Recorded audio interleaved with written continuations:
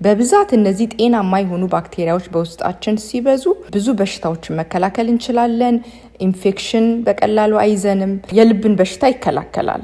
ልክ ያለፈ ካልሲየም በደም ስር ውስጥ እንዳይሰገሰግ አርተሪዎቹንም እንዳያጠባቸው ይከላከልልናል። በሆዳችን በተለይም በአንጀታችን ውስጥ ያለውን ጤናማ ባክቴሪያ በቁጥር ይጨምራል። በሽታን የመከላከል አቅም ይጨምራል። ፈርመንትድ ምግብ ለሊኪ ጋት መዳንና ህመምን ለመቀነስ ከፍተኛ ጥቅም አለው።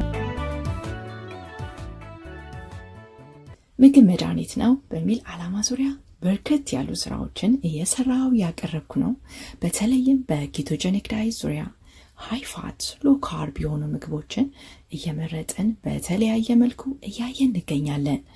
እነዚህ የተሰሩ ስራዎች ያላያችሁ እንድታዩ ሊንኩን ከታች እየተውኩኝ ዛሬም እንዲሁ ለጤናችን የሚጠቅም አንድ የመጠጥ አይነት አስተዋውቃችኋለሁ።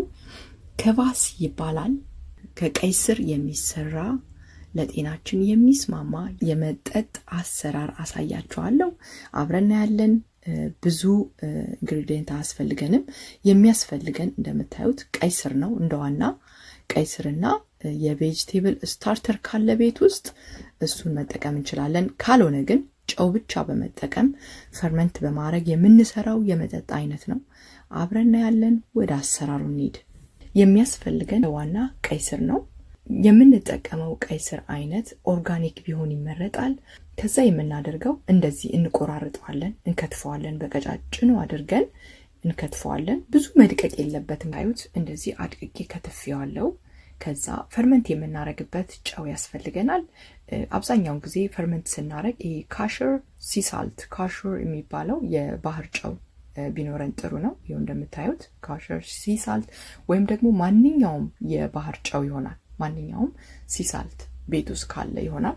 ከዛ ፈርመንት የምናደርግበት ጠርሙስ ቢሆን ይመረጣል። በጠርሙስ ፈርመንት ብናረግ ጥሩ ነው። ብዙ ጊዜ ፈርመንት ስናደርግ ጠርሙስ ቢሆን ጥሩ ነው። ከዛ የቬጂቴብል ስታርተር ይሄ ባክቴሪያ ነው። ሄልዚ የሆነ ባክቴሪያ የሚሸጥ አለ። ካለሱ ጥሩ ነው። ካልሆነ ግን እንደዚህ ከዚህ በፊት የተደረገ ፒክል አርጋችሁ የምታውቁ ከሆነ ወይም ደግሞ እንደዚህ ፈርመንት ተደርጎ የሚሸጥ አለ። የሱን ውሃ በመውሰድ እንደ እርሾ መጠቀም ይቻላል። እሱም ከሌላችሁ ደግሞ በጨው ብቻ ቀኑን በማስረዘም 10 ቀን በማድረግ መጠቀም ይቻላል። ካልሆነ ደግሞ እንደዚህ ቤት ውስጥ የተቀመጠ የሰራችሁት ከዚህ በፊት የተሰራ ቬጂቴብል ካለ ከሱ ላይ እርሾ መውሰድ ይቻላል። ይህ ሁሉ ከሌላችሁ ግን ራሱ ጨውን ብቻ በመጠቀም ለ10 ቀን በማቆየት ራሱ ባክቴሪያዎችን እንዲሰራ ማድረግ ይቻላል። ይህንን ስታርተር መግዛት ግን ሞር ተጨማሪ ጥሩ የሆነ ቤኔፊት እንድታገኙ ይረዳችኋል። እዚህ ውስጥ በርካታ በብዙ ሚሊዮን የሚቆጠር በርካታ ባክቴሪያ አለበት። እሱን ነው የምጠቀመው እኔ። እሱን አድርጌያለሁ። እንደዚህ ውሃ ውስጥ ቀጥታ በግማሽ ካፕ ውስጥ ውሃ ውስጥ በማድረግ ከዛ ጨው በመጨመር እንበጠብጠዋለን በደንብ አድርገን እንዲዳረስ። ይህንን ካሸር ጨው ጨምራለሁ። እናንተ ግን ጨውን ብቻ መጠቀም ትችላላችሁ።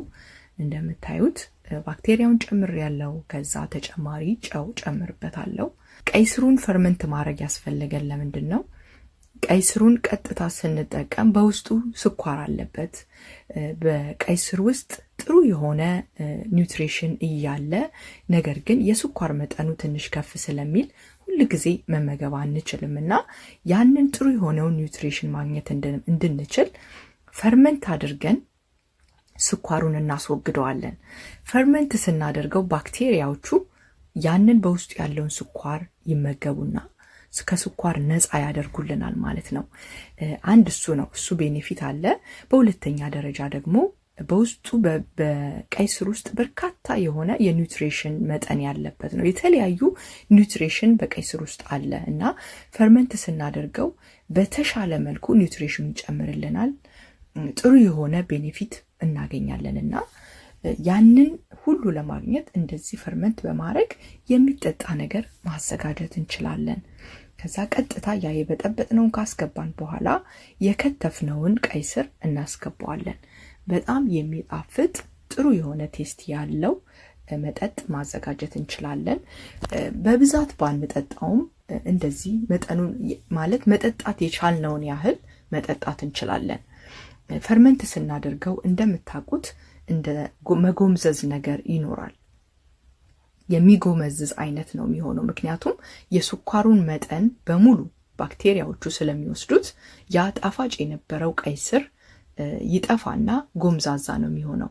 እንደዚህ ሁሉን ካስገባን በኋላ ውሃው እስከ አፉ ድረስ መሙላት የለበትም። በደንብ አድርገን እናማስለዋለን። ሁሉም ነገር በደንብ እንዲደባለቅ። በጣም ግጥም አድርገን አይደለም የምንከድነው።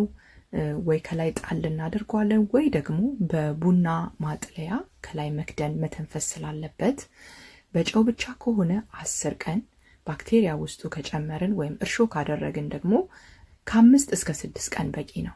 ከላይ ታዩታላችሁ እንደ አረፋ ነገር ታዩበታላችሁ ሲፈላ። ከዛ ከ5 እስከ 6 ቀን ካቆያችሁት በኋላ ባክቴሪያ ካረጋችሁ ከ5 እስከ 6 ቀን በቂ ነው። በጨው ብቻ ከሆነ ደግሞ 10 ቀን። ከዛ ያው ከቆየ በኋላ የሚፈለገውን ጊዜ ያህል ከቆየ በኋላ እንደምታዩት እንደዚህ ነጭ ይሆናል። ብዙ ጊዜ ፈርመንት አድርጋችሁ እንዲህ አይነት ነገር ስታዩ ትደነግጣላችሁ፣ የተበላሸ ይመስላችኋል። ነገር ግን የፈርመንቴሽን ፕሮሰስ ነው ይሄ። መብሰሉን መድረሱን የምናይበት ሁኔታ ነው እንጂ ተበላሽቶ አይደለም። ያው ከላይ ያለውን እንደዚህ ቀስ አድርገን በእንጨት ማንኪያ በማውጣት እንጥለውና የቀረውን ግን ያው በአግባቡ መጠቀም ነው። እንደዚህ ፈርመንት ከሆነ በኋላ ፍሪጅ ውስጥ ክዳኑን ከድነን ለረጅም ጊዜ ይቆያል። እስከ 6 ወር ድረስ ይቆያል። እንደዚህ ቀስ እያደረግን እናወጣለን። እንደዚህ ፈርመንት የሆኑ የትኛውንም ነገር ብዙ መብላት የለብንም። ይሄ ሄልዚ የሆነ ባክቴሪያ ነው። ሁሉ ጊዜ በሻይ ማንኪያ 2 ያህል ፈርመንት የተደረገ ቬጅቴብል ብንመገብ ጥሩ ነው። ይህንንም መጠጥ ብዙ መጠጣት የለብንም። ጤናማ የሆነውን ባክቴሪያ ለማግኘት ነው። እንደዚህ እንደምታዩት ቀይ ስሩን ምጥጥ አድርገው ወስደው አውጥተውት እንደ ቢጫ ነጭ ነገር ሆኗል። እንደምታዩት የቀይ ስሩ ከለር በሙሉ ጨውም ባክቴሪያውም አውጥቶት ወደ ውሃ ውስጥ ሊክ አድርጓል። ውሃው በጣም ደስ የሚል ከለር ሆኗል። ራሱ እንደምታዩት ነጭ ሆኗል። በጣም ይሄ ሚራክል፣ በጣም አስደናቂ ነገር ነው። እንደዚህ አይነት ነገሮች ስሰራ በጣም ደስ ይለኛል። የተፈጥሮ ነገሮች በቃ በጣም ያስደስተኛልና ሳየው ይገርመኛል። ቀይ ስሩ እንደዛ ከለሩ የሚያምር የነበረው ከለር ወጥቶ ወደ ውሃ ውስጥ ገብቷል። ከዛ በወንፊት አድርገን እናጠለዋለን። እንደምታዩት አጥልየዋለሁ። በጠርሙስ ውስጥ የቀረው ውሃው ብቻ ነው። ውሃው በጣም ከለሩ ያምራል፣ ቴስቱ ቆንጆ ነው። ግን ያው ጣፋጭ ነገሩ ስለወጣ እንደ ጎምዘዝ ያለ ቴስት ነው የሚኖረው። እንዳለ እንደዚህ አጥልላችሁ ካወጣችሁ በኋላ ያንን ለብቻ አድርቃችሁ ዱቄቱን ጁስ ደግሞ ስትሰሩ ዱቄቱን በምትሰሩት ጁስ ውስጥ ማስገባት ትችላላችሁ። በጣም የሚገርም ከለር ሆኖ ነው የወጣው። እንደምታውቁት ቀይ ስር ስኳር ስላለበት የካርቡ መጠን ከፍተኛ ነው። የስኳሩ መጠን ከፍተኛ ስለሆነ በኪቶጀኒክ ዳይት አንጠቀምም ነበር። አሁን ግን እንደዚህ ፈርመንት ካደረግናቸው በኋላ እነዚህ መጠጣት እንችላለን። የስኳር መጠናቸው 0 ነው። እንደምታዩት ካሮትም ፈርመንት አድርጌያለሁ። ካሮቱን በሌላ ጊዜ ያሳያችኋለሁ። ከዛ ሁለተኛ ዙር ፈርመንት ለማድረግ ይህን ቀጥታ መጠጣት ትችላላችሁ። ነገር ግን ትንሽ ሳወር ስለሆነ ቴስቱን ለማጣፈጥ ትንሽ ጣዕሙ እንዲመጣ ምንድነው የምናደርገው? ከፈለጋችሁ የብርቱካን ጭማቂ መጨመር ትችላላችሁ። ካልሆነ ደግሞ ለኪቶጀኒክ ዳይት ተከታዮች ይሄ የሞንክ ፍሩት ስኳሩን መጨመር ትችላላችሁ። አሁንም ካርቡ ዝቅተኛ ነው። እጅግ ከፍተኛ የሆነ ቤኔፊት ያለው የመጠጥ አይነት ነው። ከዛ ብርቱካኑን ከጨመቀን በኋላ እንደዚህ ከላይ እናስገባዋለን። አሁን ከላይ እንደዚህ ኦሬንጅ ጨምቀን እንደገና ደግሞ የሞንክ ፍሩት በጥብጠን ስንጨምርበት ትንሽ የመጣፈጥ ነገር ይኖረዋል። በሁለተኛ ደረጃ ደግሞ እንደ ጋዝ ነገር እንዲኖረው ልክ አሁን አምቦሃ ስንከፍተው የሚሆነው አይነት ነገር ይሆናል። ይሄኛውን ግማሹን ግን ግማሽ የተወሰነ ቀንሰን እንደዚህ ብርቱካን ከመጨመራችን በፊት ቀንሰን ለሌላ ጊዜ እርሾ እንዲሆነን ፍሪጅ ውስጥ እናስቀምጣለን። የቀረውን ግን የፈለግነውን ብንፈልግ የሞንክ ፍሩት ጣፋጭ ነገር እንዲሆን መጨመር እንችላለን። ካልሆነ ደግሞ እንደዚህ የተለያዩ ፍሩቶችን እንደ ኦሬንጅ ጨምቀን ውስጡ በመጨመር እንደዚህ ክዳናቸውን ከድነን እንደገና ለ3 ቀን ውጪ እናቆየዋለን። ለ3 ቀን ውጪ ስናቆየው የሚሆነው እንደ ጋስ ነገር እንዲኖረው ይረዳዋል። ስንከፍተው ወይም ስንቀዳው ልክ እንደ አምቧ ወይም ደግሞ እንደ ኮካኮላ ስንቀዳው ያለውን የአረፋ አይነት ነገር እንዲወጣው ይረዳዋል። በዛ ላይ ጋስ ይኖረዋል። ከ3 ቀን በኋላ ስንጠጣው የምንወደው አይነት ቴስት ይኖረዋል። ውጪ ስናቆየው ለ3 ቀን ግን ክዳኑን ከፈት ዘጋ ያደረግን ማስተንፈስ አለብን። በደንብ እንከድነውና ግን ጧት ወይም ማታ ትንሽ እንዲተነፍስ ማድረግ እንዳይፈነዳ ጠርሙሱ ማለት ነው። በዛ መልኩ 3 ቀን ካቆየነው በኋላ ከዛ በኋላ ግን ከድነን ፍሪጅ ውስጥ አድርገን አስፈላጊ ሲሆን እያወጣን መጠጣት።